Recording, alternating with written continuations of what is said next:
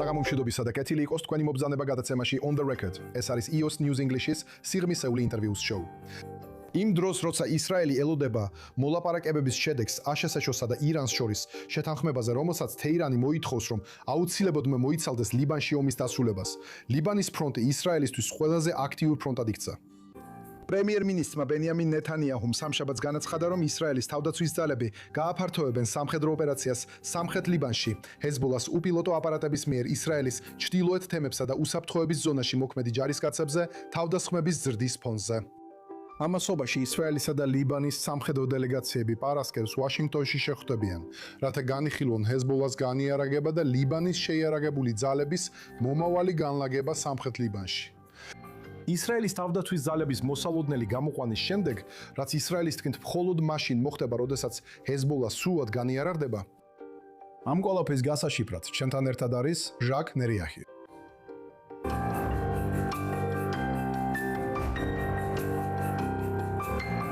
რეზერვის პოლკოვნიკი ჟაკ ნერიაჰი ახლო აღმოსავლეთის საკითხების უფროსი ანალიტიკოსია იერუსალიმის საზოგადოებრივ საქმეთა ცენტრში. ბეირუთში დაბადებული ნერიაჰი 1968 წელს ისრაელში რეპატრირ და მალევე შეუერთდა ისრაელის თავდაცვის ძალებს, სადაც 21 წელი მსახურობდა, მათ შორის სამხედრო დაზვერვის შეფასების დეპარტამენტის უფროსის მოადგილედ. ის ასევე იყო პრემიერ-მინისტრ იცხაკ რაბინის საგარეო პოლიტიკის მრჩეველი. ჟაკ, დიდი მადლობა, რომ შემოგვიერთით ამ საღამოს. მადლობა მოწვევისთვის. მოდით დავითხოთ, ეხლა ოფიციალურად ისრაელი და ლიბანი ცეცხლის შეწყვეტის მდგომარეობაში არიან, მაგრამ აქ უკვე ნამყოფები ვართ. წინა ცეცხლის შეწყვეტის დროს დინამიკა ასეთი იყო. ჰეზბოლა წყვეტდა სროლას, ხოლო ისრაელი აგრძელებდა. მაგრამ ეხლა ესე არ არის. ვხედავთ, რომ ჰეზბოლა აგრძელებს თავდასხმებს ისრაელის ძალებზე და ისრაელის ჩრდილოეთის სასაზღვრო თემებზე. რა შეიცვალა ჰეზბოლას მხრივ? ამ ზავს ჩრდილოეთ ისრაელის მსხორებლების ზავის ომს ეძახიან. ჩვენ ჰეზბოლასთან სრულმასშტაბიან ომში ვართ. დღეს პირველად დიდი ხნის შემდეგ ისრაელის თავდაცვის ძალებმა ჩრდილოეთ ლიბანში საზღვიდან 150 კილომეტრში სამიზნეები დაარტყეს. ეს ახალი რამაა და ვფიქრობ, რომ ეს ერთ-ერთი გზაა. ეს არის გაფრთხილება ჰეზბოლასთვის, რომ თუ ის გააგრძელებს ჯარების მუქარას და რა თქმა უნდა მშვიდობიანი მოსახლეობის მიზანში ამოგებას, მაშინ ისრაელს სხვა გზა არ ექნება გარდა იმისა, რომ უფრო მკვეთრად ჩაერიოს ლიბანში.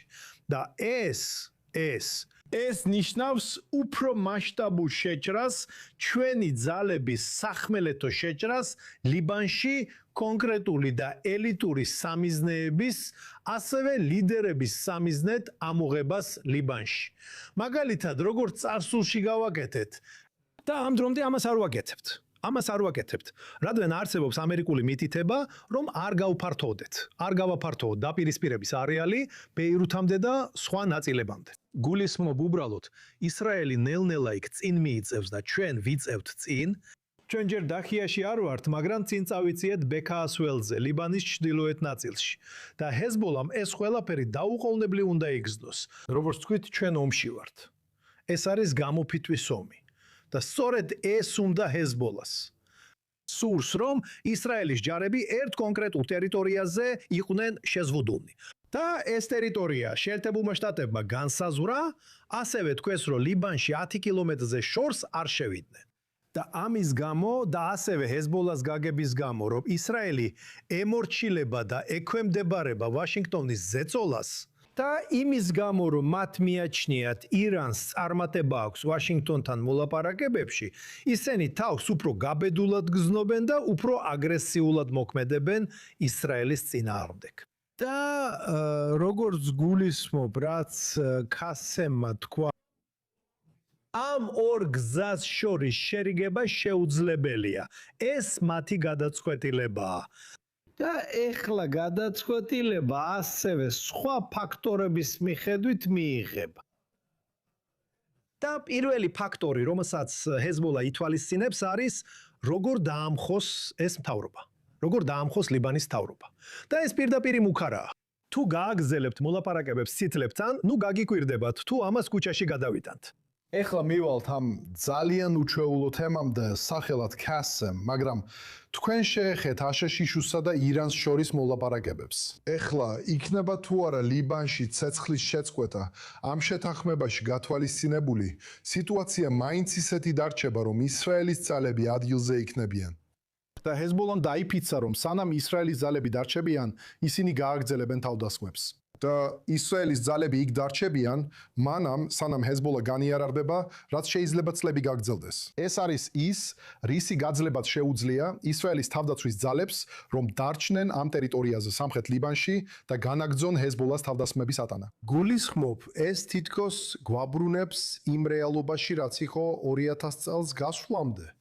იცით, გულწრფელად რო ვთქვა, ჩემი აზრით, ჩემი გამოცდილებით, ლიბანში არ ვფიქრობ, რომ ეს 5 ან 10 კილომეტრიანი უსაფრთხოების სარტყელი მოგცემს იმ უსაფრთხოებას, რაც ლიბანში გჭირდება.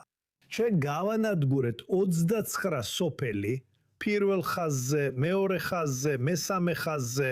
ეხლა ჩვენ ვართ ავტორები. ანუ ჩვენი ყოფნის ქვეშ არის 68-ზე მეტი სოფელი, რომელთა უმეტესობა განადგურებულია. ასე რომ ჩრდილოეთის დაცვა შეიძლება განხორციელდეს ჩვენი საერთაშორისო საზღვრებიდან უსაფრთხოების ზომებით ლიბანის შიგნით. მაშინ საერთოდ რატომ გჭირდება უსაფრთხოების ზონა? ზუსტად ასეა. ეს ფაქტობრივად მუქარა ლიბანელებისთვის. ეუბნებიან მათ, კარგი, რა მოხდა იმ სოფლების ოკუპაციის დროს. თქვენ ხავთ თითქმის 1 მილიონი ლიბანელი, რომლებიც ჩრდილოეთით გაიქცნენ. ეხლა კი ჩვენ კონცენტრირდებით ნაბატიაზე და ტირზე. ეს ნიშნავს, რომ კიდევ 250,000 ლიბანელს უბრალოდ ჩრდილოეთით მოუწევს წასვლა. ეს კი ზეწოლას ახდენს როგორც მთავრობაზე, ასევე ჰეზბოლაზე. ანუ თქვენ ამბობთ, რომ უსაფრთხოების ზონა უფრო ზეწოლის ტაქტიკაა, ვიდრე უსაფრთხოების აუცილებლობა. როგორც თქვენ თქვით, ჩვენ ეს გამოცდილება 1982 წლიდან 2000 წლამდე გქონდა. და დიდად არ დაგხმარებია პირიქით. იქ ჰეზბოლას სამიზნეებად ვიკეცით. და ფაქტობრივად ჩვენ თავად შევუწყეთ ხელი ჰეზბოლას იმად გადაქცევას, რაც გახდა, რადგან ის ისრაელის თავდაცვის ძალებთან დაპირისპირებისა და სამხრეთ ლიბანის ომის შედეგად იმად იქცა, რაც გახდა. ასე რომ ეს ფაქტია. ეს ფაქტია. ამიტომ ჩვენ უნდა მივიღოთ ყველა საჭირო ზომა ჩვენი დაცვისთვის და თუ ჩვენ ვათავსებთ არმიას ლიბანსა და ჩრდილოეთის სოფლებს შორის, მაშინ შეგვიძლია არმია და სოფლები იგივე პოზიციაში დავაყენოთ ჩვენი საერთაშორისო საზღვრის ამ მხარეს. მაგრამ ეს როგორც თქვი, ბარათია, რომელსაც ვიყენებთ იმისთვის, რომ ზეწოლა მოვახდინოთ და მივახციოთ პოლიტიკურ გადაწყვეტას ლიბანის მთავრობასთან. ეხლა კი უნდა მიუბრუნდე ერთ საკითხს, რაც ადრე თქვით. თითქოს ამ მოლაპარაკებების მიზანი იყო ურთიერთობის ნორმალიზება ისრაელთან. ლიბანელები ამაზე არ საუბრობენ. ლიბანელი მოლაპარაკეები ლიბანის პრეზიდენტთან ერთად საუბრობენ ისრაელის გასვლაზე, მოლაპარაკებაზე, სამხრეთის აღდგენაზე, არც ერთი სიტყვა არ არის ნორმალიზაციაზე ან უსაფრთხოების შეთანხმებაზე ისრაელთან. არც ერთი. ეხლა სხვა საკითხია. გასულ კვირას იუსტიციის სამინისტრომ, ამერიკის იუსტიციის სამინისტრომ უბრალოდ დააწესა სანქციები ლიბანელ პარლამენტარებზე, ანუ პარლამენტის წევრებს. და რა არის განსაკუთრებული ორ მოქმედ ოფიცერს. ერთი არის შეფასების ხელმძღვანელი ლიბანის შიდა უსაფრთხოების ძალებში, ხოლო მეორე პასუხისგებელია დაზვერვაზე დაფიაში. და ეს არის პირველი შემთხვევა, რაც ნიშნავს, რომ მათ იციან, რომ ლიბანის არმია სავსეა ჩანერგილი აგენტებით და ეს ჩანერგილი აგენტები კონტაქტში არიან ჰეზბოლასთან. და ეს ნიშნავს, რომ არ არსებობს გზა, რომ ლიბანთან მიღწეული ნებისმიერი შეთანხმება განხორციელდეს ან ლიბანის არმიის დახმარებით ან მონაწილეობით. ეს ჩვენ ზუსტად ვიცით. ასე რომ, კითხვა რჩება, ვინ მოგცემთ გარანტიებს? ზუსტად. ასე რომ, ჩვენ ვიცით, რომ ლიბანის არმიას არ აქვს შესაძლებლობა განაიარაღოს ჰეზბოლა. და რასაც ახლა მიანიშნეთ, ისიც არის, რომ მას არც სურვილი აქვს ლიბანის შეიარაღებული ძალების შემადგენლობისა და იქ შიიტების მნიშვნელოვანი ყოფნის გამო. შეგიძლიათ მოკლედ ახსნათ ლიბანის შეიარაღებული ძალების შემადგენლობა. რომ უკეთ გავიგოთ, რამდენად რთულია, ან როგორც ზოგი ითქვის, შეუძლებელია ლიბანის შეიარაღებულ ძალებს დაეკისროს ჰეზბოლას განიარაღების ამოცანა. უკვე 40 წელზე მეტია ჰეზბოლა ორ საკითხზეა კონცენტრირებული. ერთი არის განათლების სისტემა, რომელიც ჰეზბოლას საკუთარი ლიბანის განათლების სისტემის პემის პარალელურად აქვს შექმნილი. ეს არის სისტემა, სადაც ეროვნული ჰიმნი არის სალამი ამინ, ლიბანის ეროვნული ჰიმნის ნაცვლად, ეს არის ერთი. მეორეა აგენტების ჩანერგვა ლიბანის არმიასა და ადმინისტრაციაში.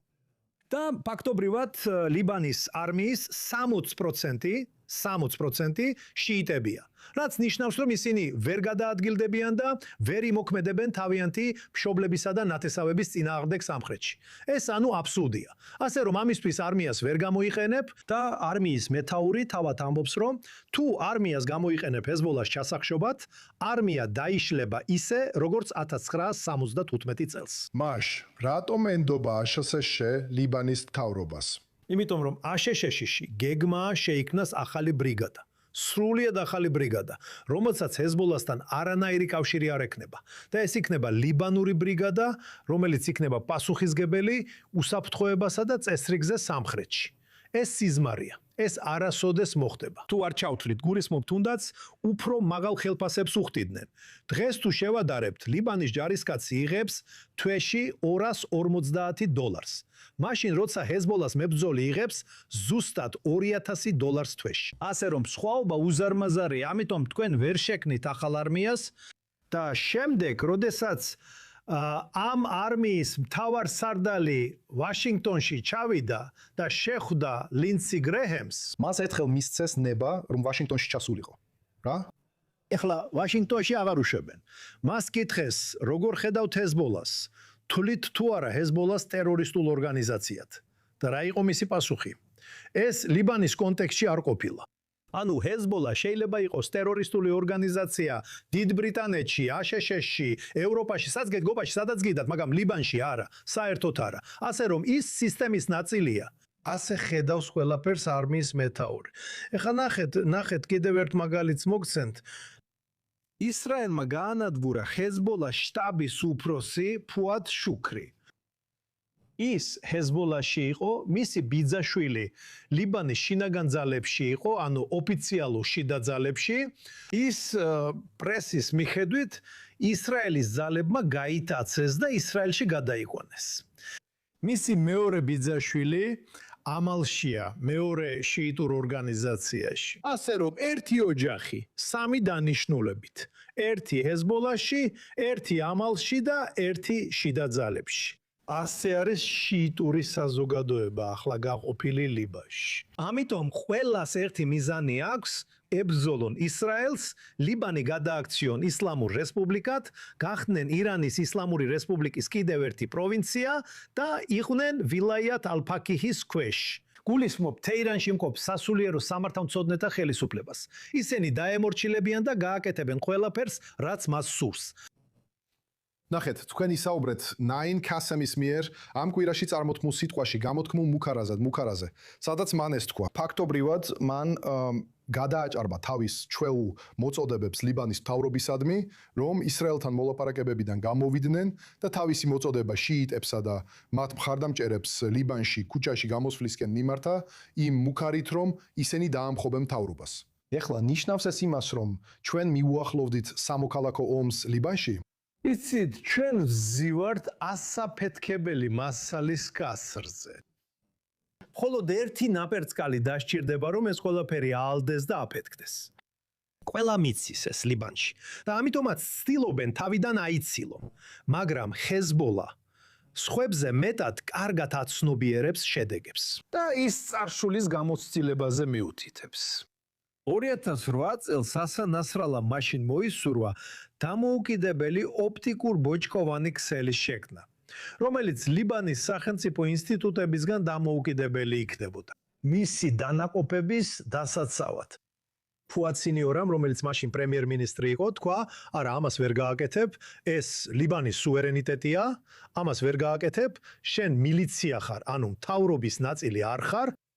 შედეგად ჰეზბოლამ სამ დღეში დაიკავა დედაქალაქი და დრუზების მთა. და ამის გამო ჰეზბოლამ საბოლოოდ დათმო თავისი პოზიციები სანაცვლოდ ვეტოს უფლებისა ლიბანის მთავრობის ყველა გადაწყვეტილებას. და ეს ასე გაგრძელდა ამ დრომდე 2024 წლამდე. მოусმინდა სამოქალაქო ომის მძიმე მოგონება, ვფიქრობ ჯერ კიდევ ძალიან ცოცხალია ლიბანელების ფსიქიკაში და ლიდერების გადაწყვეტილებების მიღებაში. მაგრამ ასეთია ლიბანი. მინდა ყურადღება ისევ აქ ისრაელში გადავიტანო. ისრაელი უკვე 2 წელიწადსა და ნახევარზე მეტია აქტიურ ომშია ჩართული და დასასრული ჯერ არ ჩანს. მისი ძალები იკავებენ ტერიტორიებს ღაზაში, ლიბანში, სირიაში და ასე გააგრძელებენ მომავალშიც. რა შედეგი აქვს ამას? როგორ მოქმედებს ეს ისრაელის საზოგადოებაზე? საზოგადოებაში, სადაც მე ვცხოვრობ, ფიქრობ, რომ მთავრობის ამ ქცევის წინააღმდეგობა არ არის მიღებული. ყველა საკმარისად გონიერია იმის გასაგებად, რომ ომის მიზნები მიღწეული არ არის. ღაზა, სადაც საქმე ჯერ კიდევ ღიაა, ლიბანი საქმე ღიაა, სირია საქმე ღიაა, ირანი საქმე ღიაა, ყველგან საქმე ღიაა. მოვიყვანეთ რომელიმე ამ საქმეებიდან ბოლომდე. მივიღეთ, საბოლოო თანხმობა რომელიმე ამ საქმეზე არა. და ამის გამო, ყოველ 2 დღეში ერთხელ ისმენ, რომ ჯარისკაცი დაიღუპა ჩრდილოეთში, კიდევ ერთი ავარიაში ღაზაში, ან სნაიპერმა მოკლა. ასე რომ უკვე 2 წელიწადი და ნახევარია ომის მდგომარეობაში ცხოვრობთ. თითქმის მიუახლოვდით უკრაინის მაგალითს. და ჯეკ, ეს ჩვენს მიერ არჩეული ომი არ არის. ეს ომი ისრაელს მოახვიეს თავს. ხო. და საფრთხეები კვლავ რჩება. კი, ეს გადაწყვეტილებები ცუდი იყო. როგორც თქვენ თქვით, ეს ჩვენზე ძალით დააწესეს. და პასუხი უნდა ყოფილიყო სწრაფი. და საბოლოო. ამის ნაცვლად ჩვენ უბრალოდ გავწელეთ დრო. ჩვენ იქ დაგვჭირდა თვეები იმის გადასაწყვეტად პირველ რიგში ღაზაში სახმელეთო ოპერაცია დაგვეწყო თუ არა. და შემდეგ ჩვენ სხვადასხვა ვერსიები მოვისმინეთ. ერთი ამბობდა, რომ ლიდერობა ჩრდილოეთშია. მაშ ასე ჩვენ უბრალოდ დავიფხარით ღაზას სექტორის ჩრდილოეთი და არაფერი. შემდეგ თქვენს რომ ლიდერობა შიფას საავადმყოფოშია, სარდაფში. მივედით შიფას საავადმყოფოში და იქაც არაფერი იყო. შემდეგ თქვენს ხანი იუნისი და ისევ ხანი იუნისი. ყოველ ჯერზე უბრალოდ ერთი ადგილიდან მეორეში გადავდიოდით, ისე რომ მიზანი ბოლომდე არ მიყვავდა. ეხლა ლიბანში იგივე ხდება. გულისხმობ, ეხლა დავიწყეთ. ომი დავიწყეთ ჰეზბოლასთან. და ძალიან პირდაპირ თქვენს რომ ჩვენ ჩავაგდეთ ჰეზბოლა ასეთ მდგომარეობაში. We trapped Hezbollah and მახეში, რომელიც მისთვის დავაგეთ. სინამდვილეში ყველაფერი პირიქით იყო. ეს იყო, დრონების, კიბერშეტევის, ოპტიკურ ბოჭკოვანი ტექნოლოგიის, დრონების სიურპრიზი. გულისხმობ, ეს იყო სტრატეგიული სიურპრიზი ისრაელის თავდაცვის ძალებისთვის. ისინი ამისთვის მზად არ იყვნენ. თითქოს ჩვენც არ ვიყავით მზად იმისთვის, რაც ღაზაში მოხდა. მაშ როგორ შეგიძლიათ მიიღოთ ეს, და თქვენს უსაფრთხოებაში იყოთ დარწმუნებული, რადგან საბოლოოდ ისრაელის ხალხი უსაფრთხოებას ითხოვს. ჩვენ გვინდა უსაფრთხოება, იცით? შეგიძლიათ მოგცეთ უსაფრთხოება, როცა ასე იქცევით, ასეთი სულელური ქმედებებით. თქვენ აკრიტიკებთ გადაწყვეტილების მიღების პროცესს, მაგრამ ასევე ადრე თქვით, რომ ისრაელი აშშ-ის ზეწოლას ემორჩილება. მაშ რამდენად დიდი გავლენა აქვს ისრაელსა და აშშ-ს შორის ურთიერთობას იმაზე, რომ ისრაელი ამ დღეში აღმოჩნდა, რითაც ძალიან უკმაყოფილო ხართ და ბევრი ისრაელელიც ასევე უკმაყოფილოა. როცა იცხაკ რაბინთან მუშაობდი, ეს ერთხელ კი არა, რამდენჯერმე მოხდა, ესეთი შემთხვევები ბევრჯერ იყო. ის ხშირად ამბობდა, ამას არ გავაკეთებ და არ გავრისკავ იმ $3 მილიარდ, რომელსაც ყოველ წელს აშშ-სგან ვიღებთ. მას ძალიან განსაკუთრებული ურთიერთობა ჰქონდა ამერიკის შეერთებულ შტატებთან, მაგრამ იცხაკ რაბინი სხვა ნებისმიერ პრემიერ-მინისტრზე მეტად ყოველთვის აოცებდა ამერიკელებს, ყოველთვის აოცებდა მათ. პირველ რიგში 415 ხამასის ლიდერის ლიბანში გაძევებით. და შემდეგ ოსლოს შეთანხმებით, რაც ამერიკელებისთვის სული სიურპრიზი იყო, რადგან ისინი ფიქრობდნენ, რომ ჩვენ სირიაზე ვსაუბრობდით, და შემდეგ მათ სხვა რა მიიღეს. და მაშინ ყველა ისრაელის ქმედება, სამხედრო ქმედებები უბრალოდ ისრაელის მიერ იწყებოდა და ისრაელის მიერვე წყდებოდა. აქ ვართ ჩვენი ერთგულების გამო და იმის გამო რომ ამერიკელებმა დაგვეხმარნენ ირანის ბირთვული საფრთხის შემცირების მცდელობაში. ჩვენ აღმოჩნდით მათ გადაწყვეტილებებზე მიბმულები. ანუ დონალდ ტრამპმა ეს ღიად თქვა ეთერში. მან თქვა ბიბი ნეთანიაჰუ, მან არ თქვა ბენიამინ ნეთანიაჰუ, მან თქვა ბიბი ნეთანიაჰუ გააკეთებს ყველაფერს, რაც მე მინდა რომ გააკეთოს. ასე რომ ეს არის ის სიტუაცია, სადაც მივედით, როცა ჩვენი სუვერენიტეტი და გადაწყვეტილებების მიღება უბრალოდ, თეთრი სახლის და ვაშინგტონის კარზეა ჩამოკიდებული. და ასე არასდროს ყოფილა. და ასე არასდროს ყოფილა. ასე რომ ჩვენ დავუკარგეთ ჩვენი დამოუკიდებლობის ნაწილი. ეს არის ის, რაც ხდება ამ ურთიერთობებში. რადგან მეორე მხრივ, რასაც გულისხმობ, შეხედეთ აშშ-ს ქცევას. როდესაც ისინი ამბობენ, როდესაც ხვდებიან, რომ ვერ შეძლებენ ჰუთების დამორჩილებებას, ისინი აჩერებენ ომს. ამბობენ, არა, საკმარისია. ჩვენთვის საკმარისია, ჩვენ დავრჩით ჰუთებთან ერთად. ეხლა ჩვენ ისინი მიაღწევენ შეთანხმებას ირანთან, ისინი ყველაფერს გააკეთებენ და ჩვენ დავრჩებით ირანთან, რადგან ჩვენ აქ ვართ და ისინი იქ. ეს დიდი განსხვავებაა. ეხლა და ლიბანი იგივეა. თქვენ ვიკრძალავთ დახიის დაბომბას, თქვენ იცავთ ჰეზბოლას.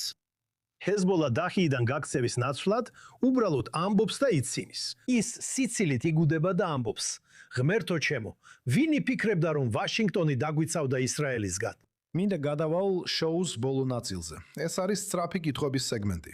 გაჩვენებ 3 სურათს, ამ შემთხვევაში 4-ს. და მითხარებ პირველი რამ, რაც გაგახსენდება, პირველი სურათი. ეს არის ლიბანის პარლამენტის სპიკერი და შიიტი ლიდერი ნაბი ბერი. ყველაზე დიდი მაფია ლიბანში. ეს ის ადამიანია, რომელიც თავის სისტემაში ჰეზბოლასთვის შემოსულ ფულს ათეთრებს. და ის ჩანს როგორც ზომიერი. სინამდვილეში სწორედ ის არის, ვინც ჰეზბოლას ჩვენს წინააღმდეგ ყველა პოზიციას აღვივებს. კარგი, გადავიდეთ შემდეგ სურათზე. ეს არის ისრაელის თავდაცვის ძალების შტაბის უფროსი, იაირ ლაპიდი. იაირ ზემირი დღეს მარტო დარჩა. თავრობის მხარდაჭერის გარეშე, რომელიმე ძალის მხარდაჭერის გარეშე.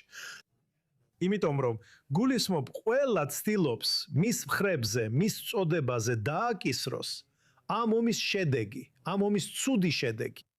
კარგი, ტრადიციის დარღვევით. ეხლა ეს ორი სურათი ხარ შენ, როცა პატარა ბიჭი იყავი, 50-იან, 60-იან წლებში ბეირუთში. ხო? როგორი იყო ცხოვრება, როგორია იყო ბეირუთში ებრაელად გაზრდა იმ პერიოდში? სინამდვილეში ჩვენ ბეირუთში ებრაულ კვარტალში არ ცხოვრობდით. ჩვენ კვარტალს გარეთ ცხოვრობდით. და ჩვენი ოჯახი რაღაც განსაკუთრებული იყო. ჩემი მამა რუსი იყო, რუსეთში დაბადებული, ხოლო დედა როდოსის კუნძულიდან იყო. ასე რომ ეს საკმაოდ უჩვეულო იყო ლიბანში, სადაც არაბული ქვეყნებიდან ებრაელები ერთმანეთში ქორწინდებოდნენ. და უცებ ყავს ვიღაცა, მამა რუსეთიდან და დედა საბერძნეთიდან. ეს უჩვეულო იყო, მაგრამ ჩვენ ამას ვერ ვგრძნობდით, რადგან პრობლემა არ ქონია. იმ ასაკში დედამ გადაწყვიტა ჩვენთვის ეს სკოლა აერჩია, ეს იყო ფრანგული პანსიონი, სადაც მე სკაუტებში ვიყავი, ტომის უფროსი ვიყავი.